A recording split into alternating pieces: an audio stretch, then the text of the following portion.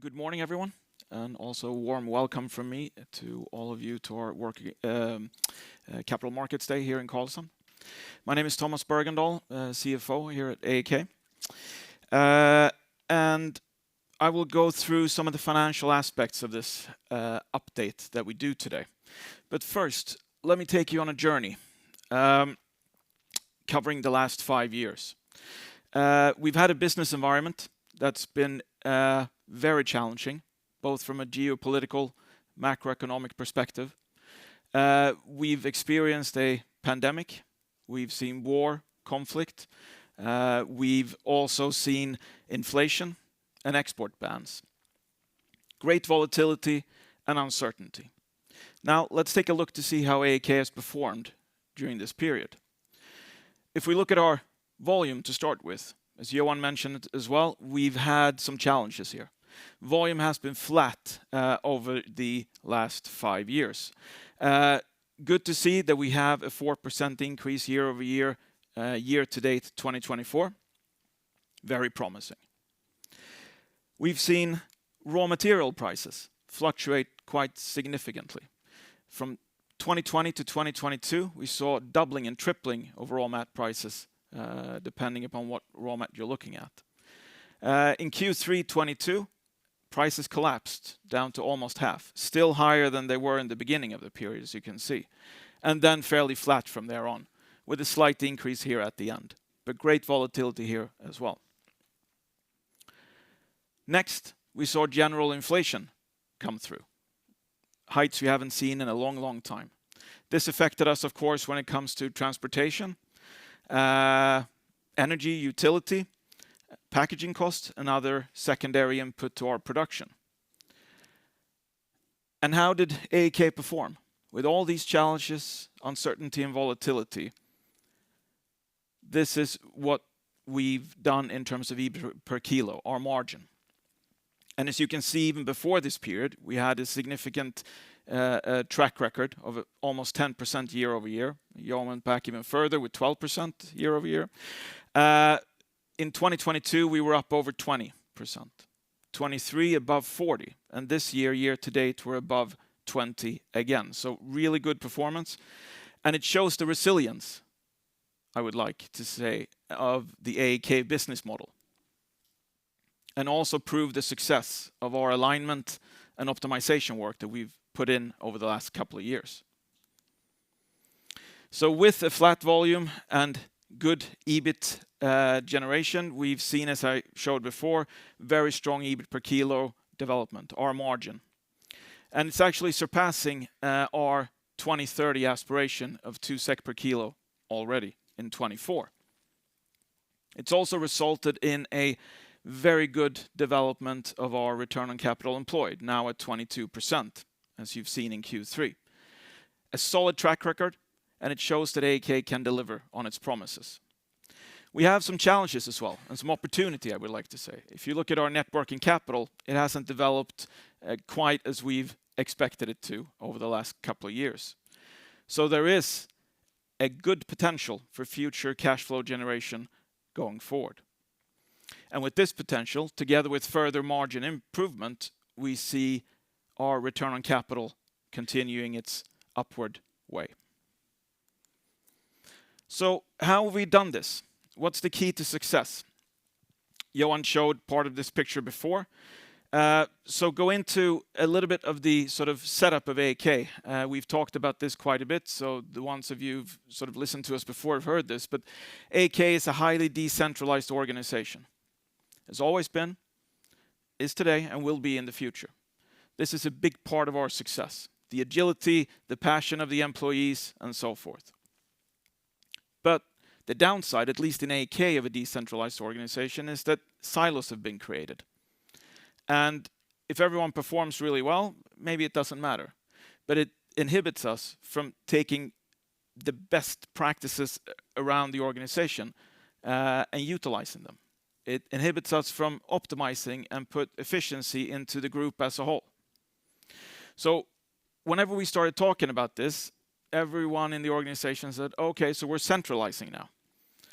And that's not the case. And we ended up with the wrong discussion. And then we talked a bit and said, we are very clearly decentralized, but maybe there is a different term that we can use. And the one we ended up with was the unalignment and alignment, saying that we are decentralized, but we need to align on a few things. It doesn't mean that we will come out from headquarters and talk about how we meet our customers, what type of products we sell. But it may involve something around how we view our culture, how we share things, that it's okay to be sharing challenges, opportunities, successes, and also failures, because we can learn from that. So this has been the cultural journey of AAK over the past 2 or 3 years. And it's enabled the introduction of things like production and process optimization, the deep dives. We have David here who's been driving much of that work. We've also spent a lot of time on portfolio and price management, looking at the tail end of the portfolio, looking to see what we can actually put efficiency to increase prices or move into different types of volume, more specialty. And also price management. That's a journey that AAK has been on for a while and will continue going forward as well. As Johan mentioned, our customers are getting more professional. We have to be more professional as well, particularly how we put our prices together and how we sell our products, the functionality of the product, and how our product interacts with the end product and how it can benefit the end product. We've also initiated additional activities such as the Procurement Excellence Program. Also David running that. And this has been initiated here in 2024. Not to centralize procurement, and this is on secondary input products. Not to centralize it, but to coordinate it and share some of the experiences, and also figure out if we have the same supplier around in AAK, shouldn't we have at least a framework agreement in place? And you can look at this and say, well, this is not rocket science. Haven't you done this before? And the answer is, we've tried. And in islands and pockets here and there, we've succeeded. But with the cultural journey that we're on, we've made it group-wide. And I think that's the success over the last couple of years and the EBIT performance improvement that you've seen as well. We also have a renewed focus on our balance sheet. That's not something that is sort of discussed a lot in AAK if you go back 3 to 5 years. But we also see that cash generation is extremely important. It needs to follow the profitability of the organization, of course, and also to create additional shareholder values. And we've initiated a program there called Cash to Grow, similar to our deep dives in the factories, looking to see how we can improve the things that the individuals and the organizations locally can affect, like our net working capital.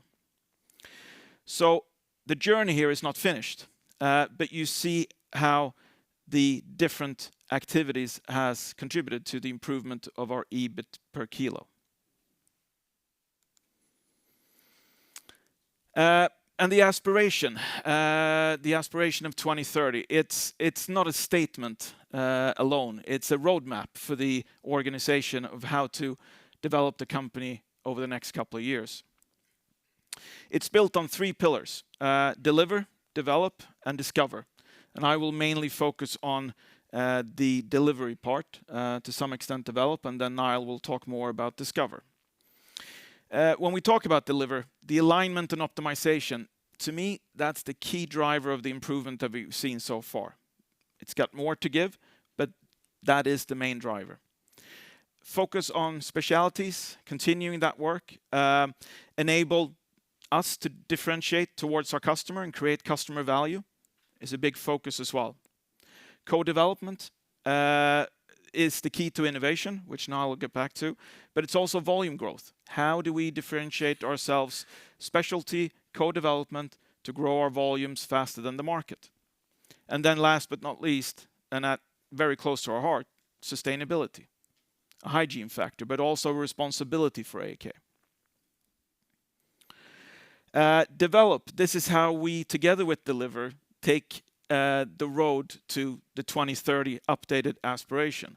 And this is the ability to adapt to changing customer trends. It could be clean labels, it's plant-based solutions, functional solutions, and also to deliver outcomes that exceed our customers' expectations.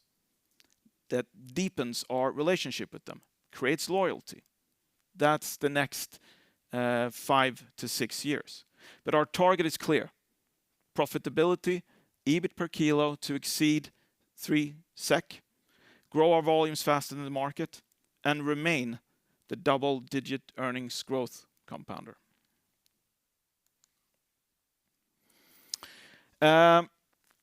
And as part of the 2030 aspiration, including the 3 SEK per kilo increase that we've put on our 2030 aspiration,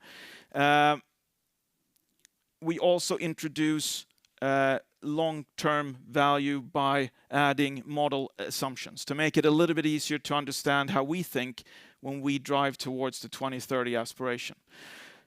We maintain our 10% year-over-year profitability target, but the assumptions are there to create a little bit more detail and granularity. Some of them we've talked about before, the income tax rate, for example, the net debt EBITDA range. Also, the dividend policy has been in place. But there are some new things, like our cash conversion, focusing again on reducing our balance sheet, generating more cash flow for the organization, and to increase shareholder value. We have a target there after tax of 60 to 70% of EBITDA, before tax of 80 to 90. We're a bit below that now, so there is an achievement that needs to be made there and a journey that needs to be made. We've also indicated now that CapEx as a range of EBITDA should be between 20 and 30%. If you look at 24, we're going to be at the lower end of that range. If you look before that, we're probably towards mid to the higher end of that. We're also saying that our return on capital employed, as I mentioned before, will continue to gradually improve over time. And last but not least, we say also that distribution of potential excess of cash will be made through dividend. So going back to the previous picture of our journey and the cultural journey and how we're moving from being decentralized, unaligned to decentralized and aligned, we're continuing with the efforts that we already have in place and that I've mentioned before, but we're also adding to these with new existing programs. Commercial excellence is one thing, and this is how we improve the way we approach our markets and our customers. We work smarter. We use the data that we have, more analytics. We build stronger relationships, and we continue our price management journey.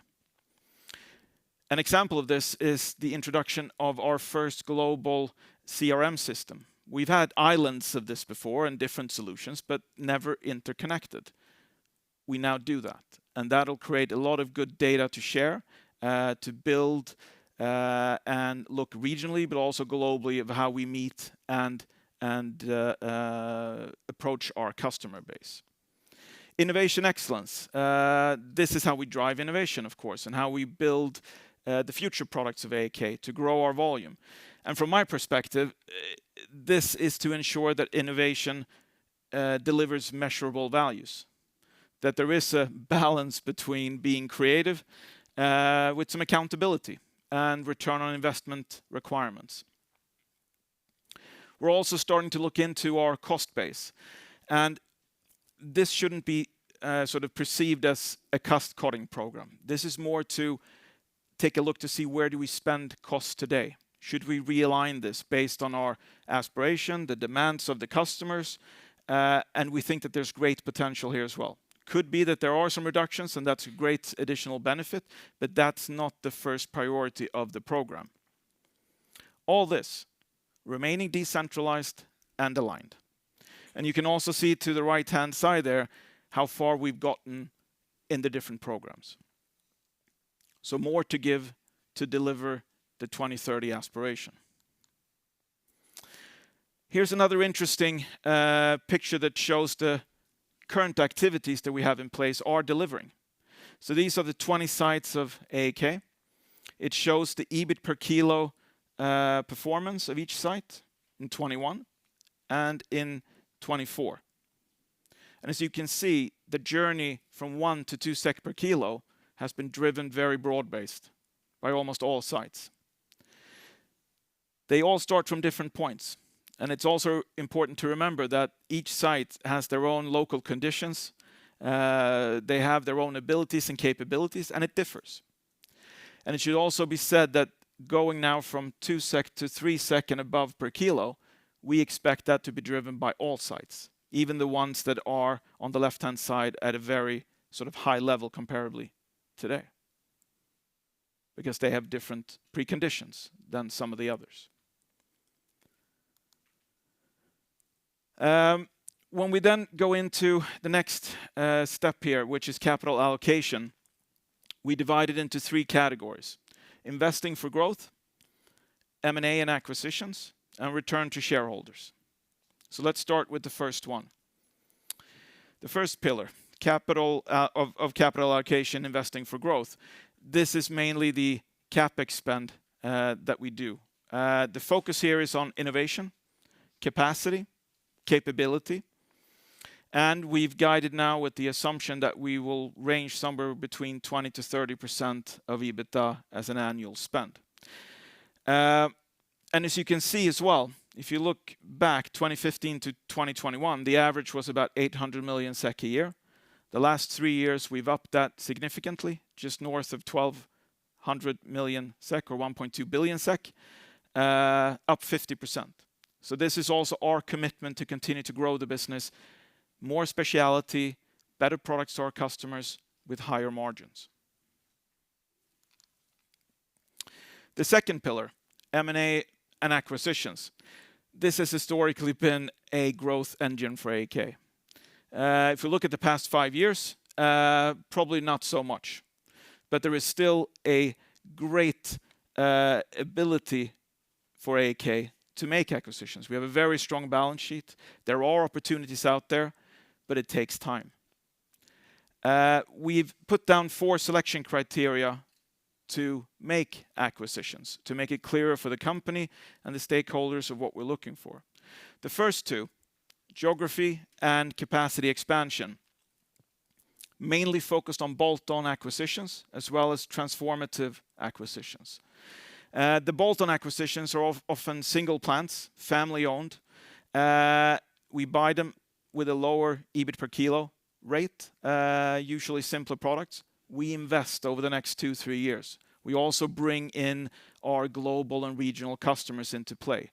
That's how we build the bolt-on acquisitions into something that looks more like AAK today. When we talk about technology and capabilities, technology platforms, we have them to future-proof AAK. Niall will come back to more on this.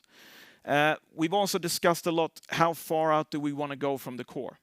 So we have criteria, the adjacency product portfolio. The conclusion is we want to stay very, very close to our core. We will look for acquisitions outside of where we are exactly today, but it has to be connected. One example could be non-food products, but based on plant-based input, and so forth. We've also put some limitations on here to say what we don't want to do. When it comes to backwards vertical integration, we don't want to go further back than the crude oil, if you will. So we don't go into plantations, we don't go into crushing more than what we have today here in Karlshamn and in Aarhus. Forward integration is also limited the way we've set it up. We don't go into end consumer products. We want to stay very close to where we are. Very focused on high value add oils and fats products, in other words. The third pillar is to return to shareholders. And as you can see here, we've delivered significant returns, above 10% annual growth of dividend over this period.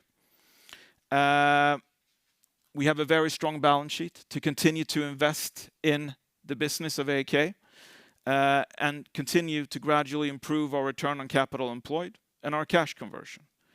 This will enable us to continue to provide strong returns to our shareholders with the dividend policy of 30 to 40% of net income, and also when excess cash is available to do additional dividends. So in conclusion, we're raising the profitability of our 2030 aspiration. We're maintaining the criteria to outpace market growth, and also to be increasingly recognized for our positive impact by stakeholders. Our financial target is maintained, 10% EBIT growth year-over-year, over time. And we're also adding the model assumptions that I went through before to ensure long-term value creation. And to summarize, with the updated aspiration, raising the bar on profitability, we look and we see that we have the programs and the activities in place to get us to the 2030 aspiration. Beyond that, we're looking to discover new opportunities and continue our sustainable growth. And I will hand over to Niall to do that, but first I want to invite Johan back on stage for a quick Q&A. Thank you, Thomas. Any questions to us? Yes. We have some mics here, but maybe you can, if you...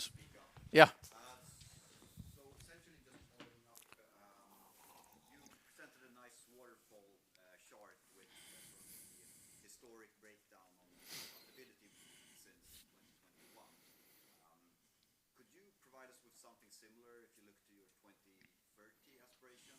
What would be the main drivers and sort of maybe contextualize that a bit? I saw that you presented two in the slide in terms of where you are currently, but any color on that would be appreciated. Yeah, I think the way we looked at when we set the aspiration for 2030 2 years ago, we didn't put numbers on that split between the different programs. And I think the key for us is not to put the exact numbers there, but it's to energize the organization around the potential that we have in the programs. As the programs develop, we also then, find what the level of improvement there is. If you look at procurement, for example, right? It's been ongoing since the beginning of this year, and it's first now that we start to see the potential of it. And it's not something we go out and share program by program, but we try to build up the roadmap of how to get there and what those activities include, rather. So maybe one way to put it, we've said it, but worth repeating. We think that we have a lot of ammunition still in the activities around optimizing operations, procurement, so call it inside, if you will. We have more to give, takes a bit longer time, coming back to what Niall will present. There needs to be a shift over the 2030 horizon towards more innovation, new product to also drive the EBIT per kilo growth, right? We won't solve it all, but we have a lot of emission where we stand, how we deliver today by optimizing, getting more alignment in the organization. So you would see if we deliver to the aspiration and we sit there 2030 and say, okay, now let's look at those buckets. I think it's fair to say that it will be optimization. It will be some cost efficiencies. There will be some procurement savings. There will be EBIT per kilo growth driven by innovations, incremental product development with customers, right? But we are not guiding on it. Thank you. In the back, there is a mic if you want to. Yes, thank you. So I wonder how you practically work with your alignment vision and how the organization as such is responding to it, so to speak. Yeah. So you heard us talk about culture and a culture journey. We haven't been press releasing that we're working on our culture journey, but we are. So that started 3 years ago with me, call it opened up Pandora's box a bit with the executive committee and said, hey, there is a better way to lead AAK. We were quite dependent, if you will, and a bit kind of silo type thing where everyone delivers your number, but not necessarily driving AAK as a team. So it started there. It quickly evolved to say, you know what, there's a huge opportunity to improve the culture in AAK. We're quite dependent and separated, if you will, as Thomas said. Huge opportunity. So we started a real culture program. That is now being deployed. So that's everything from what I talk about. We are engaging the leaders in AAK. We have been running 48-hour workshops with some 400 employees and leaders about what we want, how we want to work together, the respect that we want to show each other, the high-performing team that we want to become, that it's okay to speak up, it's okay to stand up and speak up for what you believe in without being afraid of what that is doing to you in a hierarchical kind of organization. So it's a lot ongoing underneath the surface that you don't see in a quarterly report. So that's one element about really driving the change in terms of culture. The other piece of it is practically exercising that. And you have a chance to also interact with David here on the deep dives. So what is it? Well, that is actually a combination of a global team that comes to a production site where we typically have, as you've seen in the decentralized structure, and what I talked about being local, it's a production site, yes, but it's a production site that typically serves a regional market, which means that you have customers there. Typically, we have an innovation center there. So when you come to a site like that, you have a business, it's sales to customers in that region, it's procurement of the oils and so forth, the distribution and the input that comes into that site, and then you produce. So what we are doing practically is that we bring a team together with go-to-market, production, supply chain, procurement, etc., and we look at that plant from every angle. What's the pricing of the least profitable product? Can we run it differently? Can we change the way we operate the factory to reduce setup times, do debottlenecking, invest in new capacity? That's very hands-on. And it's kind of combining global knowledge with local knowledge and passion. And then we leave that with a local plan. So that's very hands-on, if you will. But that also helps drive culture, because we didn't do that in the past. Now we say, hey, you know what? And when we had the success story in one plant, all of a sudden, in the beginning, honestly, in the first plant we made this, the first reaction was like, no. Even in the leadership team reporting to me, like, why are you coming here? We know how to operate. But after it, it's like, hey, I want you to the next plant and the next plant, right? Because you see the benefit. And that spreads and so forth. I'm trying to make it really practical because that's your question. And that's the journey, and there's more to be done. But we should also be clear, the cultural journey is not to rip out the culture of AAK and replacing it with a new model. It's basically saying that we want to keep the good stuff, the 85-90% of the culture that we think is working really, really well, and it's been part of the success for AAK for so long. And we want to nudge the other 10-15% for better behavior. And that's done through these programs and also through the activities that we do with the leaders and employees of AAK. Was that answering your question? Thank you. But again, take the opportunity on the breakout sessions, then we'll have that on some of this and we can talk more about it. Okay? Oscar Lindström from Danske. Two questions for you, Thomas, I guess. First one, you mentioned price management, that's been an important part of what you've done in the past couple of years to drive the EBIT per kilo improvement that we've seen. Do you feel that maybe that has been made easier in the inflationary environment that we've had, and that it would have been much more difficult to do that if it hadn't been for all the inflation and the sort of volatility that we've had?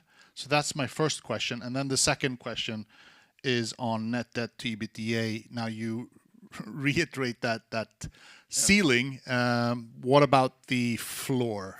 Okay. How low can you go? Yeah. Before it starts burning in your pockets. Yeah. Let's start with Let's start with the first one. I think that's an interesting one and a very good question. I think to me it's somewhat simple just to look at the inflation area and say, inflation's up, you can increase your prices and your margin is up. As you saw from the picture, inflation for us mostly is to do with the raw mats. Makes up 75-80% of our cost base. That's been going up, come down, been flat, and we're still improving our EBIT per kilo, our margin, right? But from time to time, yes, it probably plays a part.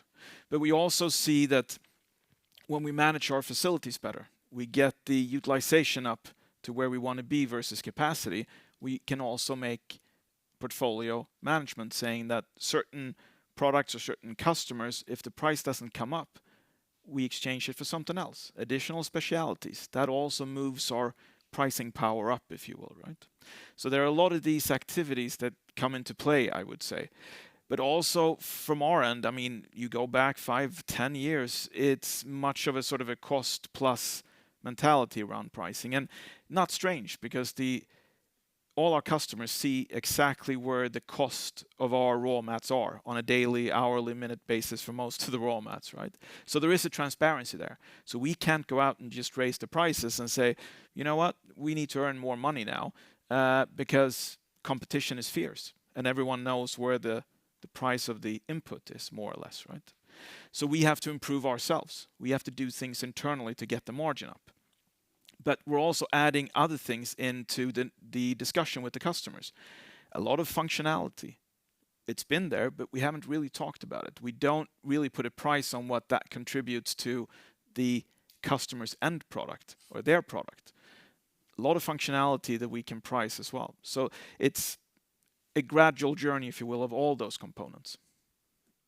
If I may add, one perspective though from real life, and where I think that we have shown the resilience of AAK, as we heard about. Imagine this, no, so Tomas said it well, but imagine this period of rapid disruption, inflation. It gives you could argue, it gives you reason to talk to a customer. So that's an enabler, call it, but nothing is a given, right? But what I think when I look back, what we really did, and this is also realizing a bit after the fact, the strengths of the organization, because I remember so well having what we have often, we have what we call global leadership community, call it like the 100 plus leaders of AAK. We talk to them often, sometimes over Teams and sometimes when we meet together. And typically that would have been in a stable environment. Okay, here's the last quarterly earnings and a bit of update, right? When this happened, we utilized the opportunity of the decentralized organization. So we called everyone together and say, hey, we have rapid inflation, things are hitting us, and we came from maybe updating our standard costing once a year, once a quarter. But we were able to rally the troops, if you will, by a bit of verbal communication combined with systematic updating our system to say, hey, we got to look at utilities weekly. We got to look at that. And it worked. So through this, we've also been faster. That is not just yanking up the price to a customer, but it's being more agile and adapting quickly, whether that is up or down. So we've also learned a lot. I think it's more of that, honestly, than it is like leveraging the situation, because we are under competition all the time. But I do think it helps, and I've seen it before. If you have a very, very stable industry and nothing happens, then it's always difficult to take up a conversation. But when things are dynamic, you have a better opportunity to take the right conversations, but also show that you can differentiate. And then the second question, I'll come back to that as well. And as you point out, yes, the net debt to EBITDA is very low compared to where it was just a year and a half ago. We're not debt free, though. We should point that out as well, right? The ratio has improved quite a bit, also because of our earnings going up dramatically over the past 2 years. That said, our focus is to continue to invest the money in AAK, either through CapEx spend for capacity, capability, greenfields if necessary in areas where we don't find good acquisition opportunities, but also acquisitions. And if you look at this, these pieces, even if you look at a single plant, the ones that we would be looking at and are looking at, you're talking quite significant money. And there is an active pipeline. So we want to have some dry powder for that as well. We may be talking about 2, 3, 4, 500 million US for an acquisition. There's also the fact, and this is what we saw when prices were really going up. If you remember, it wasn't too long ago that we were at 2 of net debt versus EBITDA. And that wasn't because of an acquisition. That was because raw mats were going up. There's great volatility there. And we, of course, don't want to end up in a bind because raw mats are going up. We can price that through to our customers. As Johan has described, we show the picture, we get the margins out of it. But one thing that we can't change is the fact that net working capital is going up. Every time we buy something, it's more expensive, even if we make a margin on that. So we want to keep some headroom for that. That said, when the board decides that there is excess capital liquidity there, the determination has been that that will then be distributed to shareholders in terms of dividend. Thank you. Thank you. There was quite a few hands. Do you know who was first? Yep. Okay. And then we had one there and one here. Hello, this is Joan from BNP Paribas Exane. So just one question. You said AAK wants to grow volumes ahead of the market. After a period of flat volumes growth, could you help us understand the drivers behind what will drive volumes growth at AAK going forward? Thank you. I can do that. Well, first of all, there is a an underlying market growth as we see it for oils and fats, right? But this is about growing faster. What we believe is that in the segments where we target, the specialty segments, we have an opportunity to outpace that. There is also a opportunity to penetrate. We're seeing it in chocolate and confectionery at the moment, with most likely supported by high cocoa prices. There are more customers out there that challenge their own recipes to be able to see if they can address costs. So while a total oils and fats in chocolate and confectionery could be at, let's say, X%, if you're able to now penetrate that market better with replacing more cocoa butter with our alternatives, there's an opportunity to grow faster. So there's that type of opportunity. And then we have new markets that also come into play. Plant-based food is now established, but the growth is yet to come. We see the opportunity outside of food, as we said, technical products, replacing paraffin in candles, replacing in cosmetics, finding new opportunities. So we're looking at it from a market to market, and we're specializing a lot. So when we say that, we don't say that we will outgrow bakery oils and fats as a whole. We're saying we're going to outgrow the specialty space of bakery oils and fats.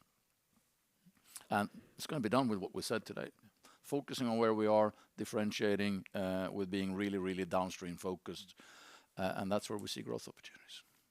And we're back to our innovation. We're back to our co-development. I think we have a stronger track there than most of our competitors. We've organized ourselves differently around that with Niall's new responsibility here a year and a half or so back. So I think AAK is more prepared today to apply that than we have in the past. All right. Then we had over there. And one, I think it was you. Okay.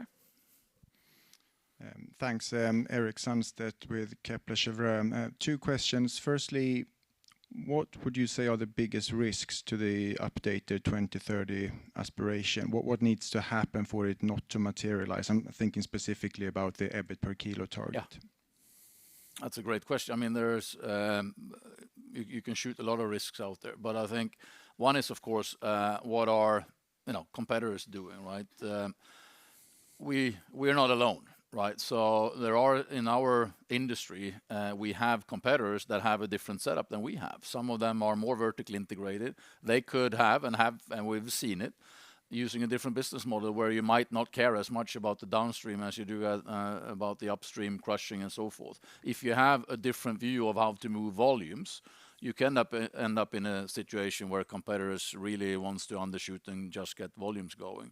The medicine to that is to differentiate with innovation and make ingredients that are unique and special, and that's why we focus on being downstream and specialty. But that is something we fight today, and that could be worse tomorrow, if you will. It could also be if we saw and we see some of that risk today. I don't think it will take away it, but if you really let go of the sustainability targets out there, right? If you're loosening a bit from a policy making point of view, the need for the food supply chain to deliver on sustainability, that wouldn't necessarily help oils and fats, and it wouldn't help specialty. We have called out the opportunity. I think we really need to start and continue to double down on the food ingredient space and food space on sustainability. But what if we back down? That would challenge a bit. And then you have the availability of raw materials. Again, we have been through disruption. I think we have a clear message on AAK being able to navigate. But should there be a lack of rapeseed, palm, shea, sunflower, we're dependent on the supply of raw materials. That could have a heavy impact. I think that would have a huge impact on the supply of food. But it could, of course, have an impact on AAK per se as well. Those are the three that I come to think of. Yeah, thanks. And then also, in terms of the updated aspiration, you said it's not a cost-cutting program as such, but is it fair to assume that cost reduction still will play a material part to reaching above 3 SEK? I wouldn't say so much the cost reduction of it, maybe then limiting the continued increase, if you will, and the inflationary pressure on cost. But the key for us here is to sort of be more clear about where we want to spend the money and how we spend the money today. And to be fair, as most of the other programs that we've initiated, take procurement, for example, done in very much an isolation island type of way within AAK. It's the same here. So I think by not centralizing, but coordinating the analysis of how do we spend our money today, looking at the preconditions regionally, locally, and also centrally, I think we can make some other choices and get more out of what we spend today. So we're not looking at a headcount reduction program or anything like that. More, how do we reallocate what we use today? But there's no doubt. I mean, let's call If there it are cost, some, yeah. cost efficiency. Yeah. We have a model, we have an ambition, which includes volume growth and cost efficiency. So with that, it works just like Tomas said. Should we see a weaker volume growth, we need to attack the cost. So that's what we're saying. There might be cost reduction programs, but that will come from if volumes are too flat and we still want to deliver, then we have to reduce the cost base. So we don't exclude anything, and we have a conversation with our teams in the decentralized structure. If we don't deliver on the EBIT per kilo, with the help of volume, you got to attack the cost.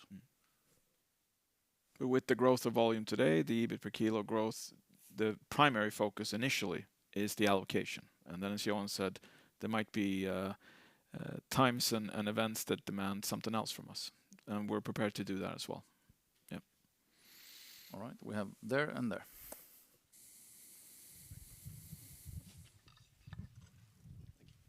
Thanks. Alex Jones, Bank of America.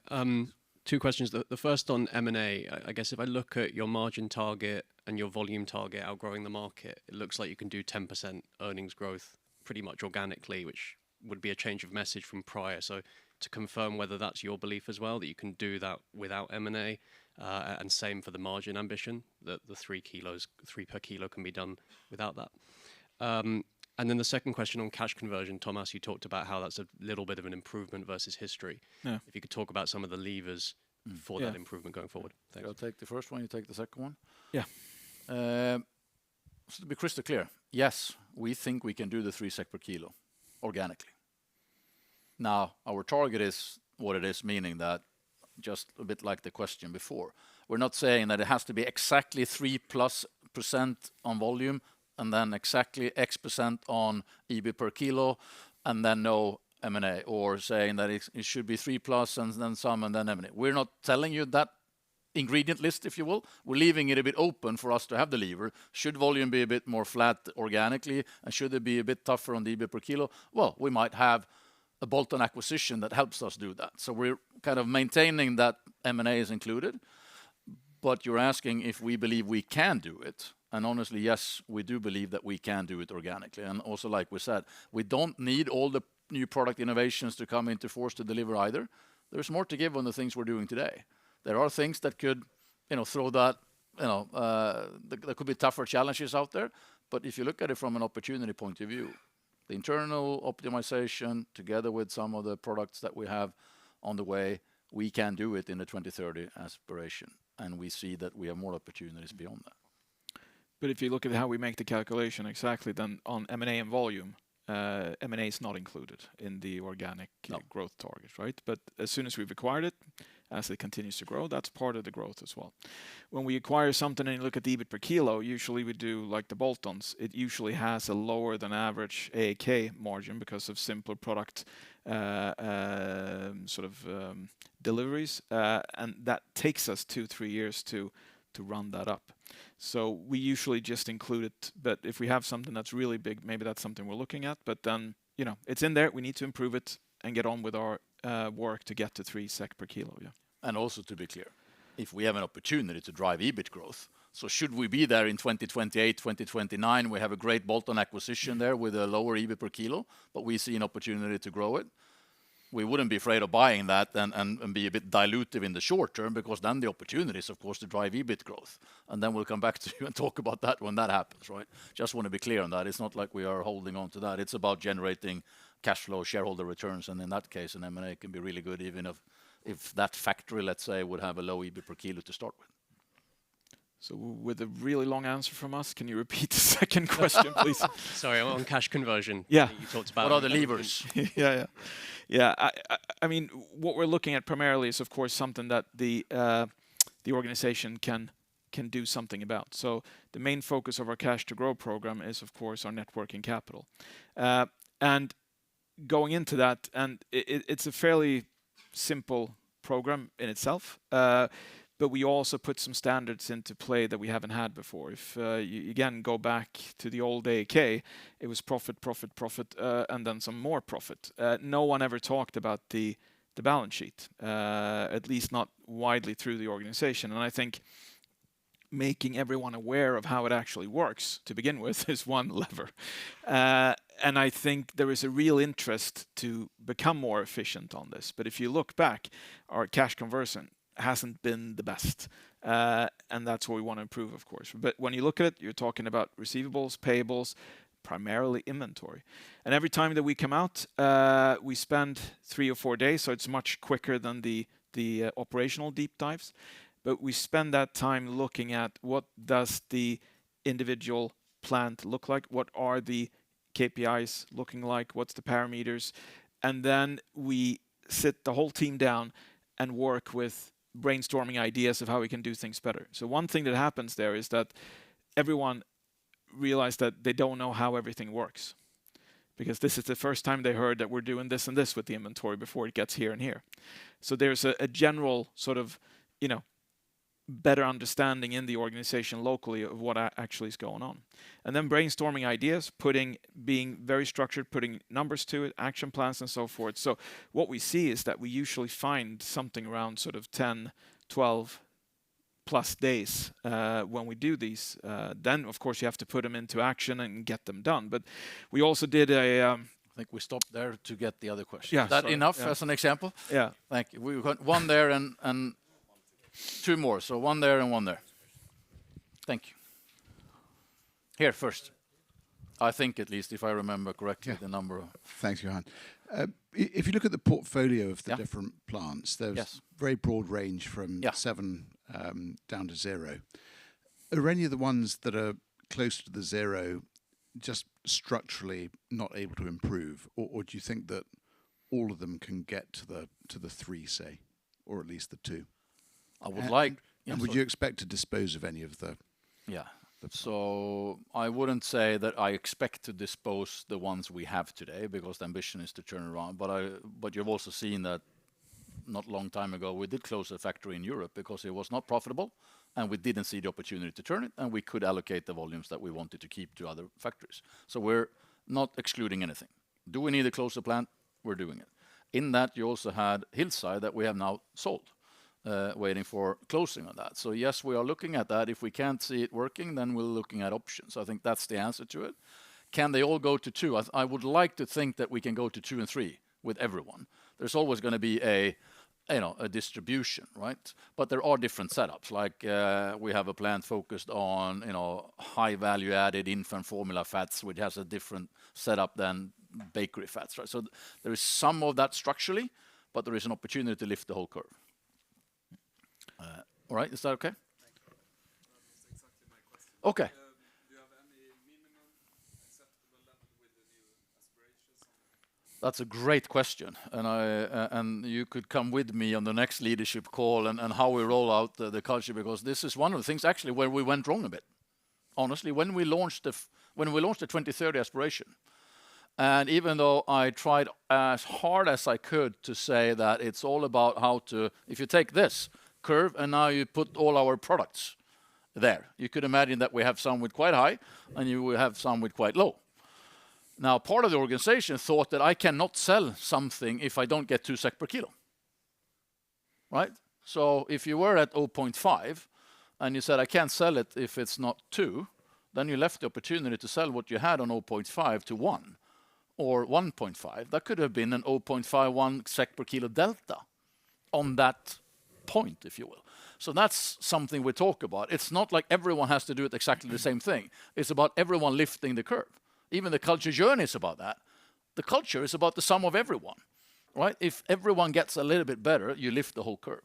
So great question. We don't have a limit, but we are focusing on how we can improve every single plant, every single product line, and really try to optimize. That's the nitty-gritty work we're doing. Now, there will come a time where you might have a cutoff, like selling a factory if you see a better opportunity, or killing a product line if it doesn't deliver to free it up for something else. But it's rather that. So the way we use the limit is, hey, we need a new deodorizer, which is quite an expensive investment. We then say, yeah, but have you done your optimization? Have you looked at your product portfolio? Can you free up capacity? If you've done that, you can get a new one. If you haven't done that, do the work first. That's rather the limitation, if that makes sense. Okay. But it's all about local preconditions, so we don't set an average target. But if you look at some of this, I expect plant number 1 to continue its journey. Plant number 7 probably has a lot more to give, I would say, right? But plant number 14 has done a really good job. So it's not a comparison and it's not a competition. It's all local conditions and what do we think we can do with that going forward. I know there is one more question, but we also have to... What is the question about? It's just about your procurement savings initiative. You know what? Hold that one to the breakout session together with David. Is that okay? Yeah, happy to. You have a great opportunity there. Could you do the same? All right. Thank you.